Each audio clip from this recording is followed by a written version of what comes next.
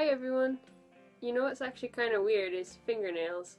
It's like you have little teeth on the ends of your fingers, and I just stopped to wonder, like, what is the point of them after all?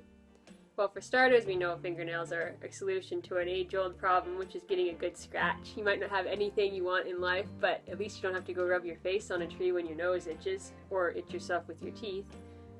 Scientists who have spent time contemplating the purpose of fingernails would call this a tip use. Tip uses are just all the things you use the tips of your fingernails for, like scratch and sniff stickers or peeling flaky paint. Fingernails also have structural uses. They keep the skin of your fingers from rolling back and forth over your fingertips. Without fingernails, the skin on your fingertips would slip back and forth, making it difficult to pick up small objects. I'll read you a quote from a scientific paper about fingernails.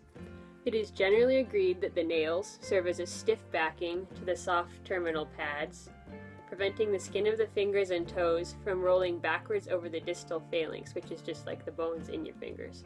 They thereby help to improve grip, sensitivity, and the manipulation of small objects. Fingernails also seem to help you feel things. I know that sounds weird since fingernails themselves don't have any nerves in them, but there are clusters of force sensors in the skin around the edges of your fingernails. These kinds of sensors are what you use to know how hard you are pushing on something. One research group found that when they softened people's nails, I should specify that they softened them temporarily, the people had a harder time knowing how hard they were pushing on things. But what I'm most excited to tell you about is what fingernails are designed not to do. Can you imagine if the next time you got a hangnail it tore straight lengthwise into your finger? Yeah, that is awful. Thankfully, it is very difficult for that to happen because it takes twice as much energy to tear a nail towards your finger as it does transversely. This is because of the way the cells in the fingernail are laid out. It's kind of like how it's much easier to split wood with the grain than against it. Materials like these that have different properties in different directions are called anisotropic, as opposed to materials that behave the same in all directions, which are called isotropic. There are 3 layers of cells in the fingernail. The thick middle layer is made of long, thin cells that run transversely across the nail.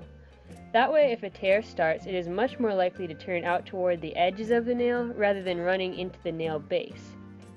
In engineering, this kind of thing is called a failsafe. Sometimes you can't keep a design from breaking, but you can choose how it breaks. So I think fingernails are actually much more interesting than I expected, and next time you're bored, instead of contemplating your belly button, you can try thinking about your nails. There was, in fact, a man who spent 35 years monitoring his own nail growth and published several papers on it. His name was William B. Bean, and despite this strange hobby, he was a respected member of society and spent most of his life as a medical professor. In fact, his Wikipedia article doesn't even mention his unique contribution to science. Well, thank you for watching. I have only scratched the surface.